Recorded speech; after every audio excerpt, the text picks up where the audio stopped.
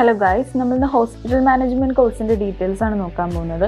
Hospital management course എന്ന് പറയുമ്പോൾ തന്നെ ഇതൊരു നോൺ മെഡിക്കൽ ഫീൽഡിൽ വരുന്ന കോഴ്സാണ്.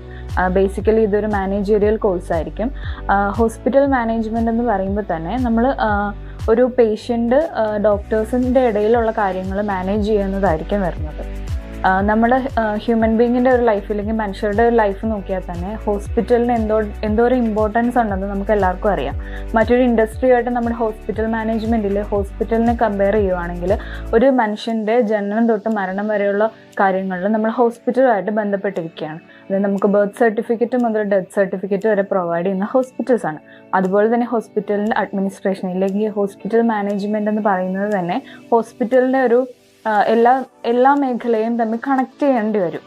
ഈ ഹോസ്പിറ്റൽ മാനേജ്മെൻറ്റിൽ വരുന്ന ടോപ്പിക്സ് ഏതൊക്കെയാണെന്ന് പറഞ്ഞാൽ നമ്മളിപ്പം റോൾ ഓഫ് ഹോസ്പിറ്റൽ മാനേജ്മെൻറ്റ് ഇല്ലെങ്കിൽ റോൾ ഓഫ് അഡ്മിനിസ്ട്രേഷൻ നമ്മൾ കവർ ചെയ്യുന്ന ടോപ്പിക്സും sugar tax, biomedical waste management, GDP calculation എന്ന ടോപ്പിക്സാണ് കവർ ചെയ്യുന്നത്.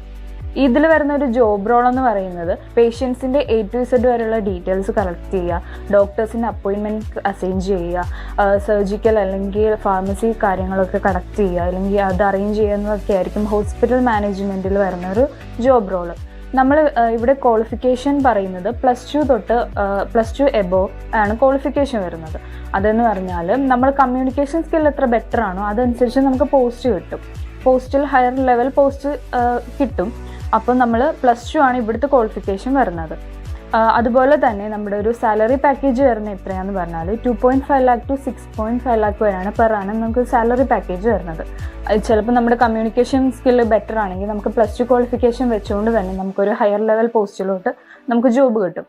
പ്യൂൺ തൊട്ട് PRO വരെയുള്ള പോസ്റ്റാണ് ഈ ഹോസ്പിറ്റൽ മാനേജ്മെൻറ്റിൽ വരുന്നത്. അതുപോലെ തന്നെ നമ്മളിവിടെ പ്രൊവൈഡ് ചെയ്യുന്ന certificates avoided course completion certificates ആണ്. അത് MCA NSBC അപ്രൂവ്ഡ് സർട്ടിഫിക്കറ്റ്സ് ആണ്. കൂടാതെ തന്നെ ഫാഷി സർട്ടിഫിക്കറ്റ് പ്രൊവൈഡ് ചെയ്യുന്നുണ്ട്. സോ അതിന് വേണ്ടിയിട്ടുള്ള ടോപ്പിക്സ് ഒക്കെ നമ്മളിവിടെ കവർ ചെയ്യുന്നുണ്ട്. അവോയ്ഡയിൽ ഹോസ്പിറ്റൽ മാനേജ്മെൻറ്റ് കോഴ്സ് കംപ്ലീറ്റ് ചെയ്യുന്ന ഒരു സ്റ്റുഡൻറ്റിന് കിട്ടുന്ന ബെനിഫിറ്റ്സ് എന്തൊക്കെയാണെന്ന് പറഞ്ഞാൽ നമ്മൾ 100% പ്ലേസ്മെൻറ്റ് അസിസ്റ്റൻസ് പ്രൊവൈഡ് ചെയ്യുന്നുണ്ട്. JAP എന്ന് പറഞ്ഞ ഒരു ജോബ് ആക്സിലേഷൻ പ്രോഗ്രാം വഴിയാണ് നിങ്ങൾക്ക് പ്ലേസ്മെൻറ്റ് അസിസ്റ്റൻസ് പ്രൊവൈഡ് ചെയ്യുന്നത്. അത് കൂടാതെ തന്നെ നിങ്ങൾക്ക് ടെക്നിക്കൽ സപ്പോർട്ട് പ്രൊവൈഡ് ചെയ്യുന്നുണ്ട്. Live doubt clearance sections provide ചെയ്യുന്നുണ്ട്. കൂടാതെ തന്നെ നമ്മൾ ഏറ്റവും കൂടുതൽ അട്രാക്റ്റഡ് ആവുന്നത് നമ്മുടെ ഫീസ് സ്ട്രക്ചർ തന്നെയാണ്. നമ്മൾ പുറത്ത് ഒരു ഇൻസ്റ്റിറ്റ്യൂട്ടിൽ ഹോസ്പിറ്റൽ മാനേജ്മെൻറ്റ് കോഴ്സിനേക്കാളും ഒരു അഡ്മിഷൻ ഫീനേക്കാളും ഏറ്റവും കുറവാണ് നമ്മൾ വാങ്ങിക്കുന്ന അഡ്മിഷൻ ഫീ. നമ്മുടെ ടോട്ടൽ ഫീ വരുന്നത് 12,800 ആണ്. അതിൽ നമ്മൾ അഡ്മിഷൻ ഫീ ആയി 2,800 മാത്രമാണ് പേ ചെയ്യേണ്ടത്. അതിനുശേഷം ബാക്കി വരുന്ന 10,000 rupees നമുക്ക് ആഫ്റ്റർ ജോബ് കിട്ടിയതിന് ശേഷം മാത്രം പേ ചെയ്താൽ മതി.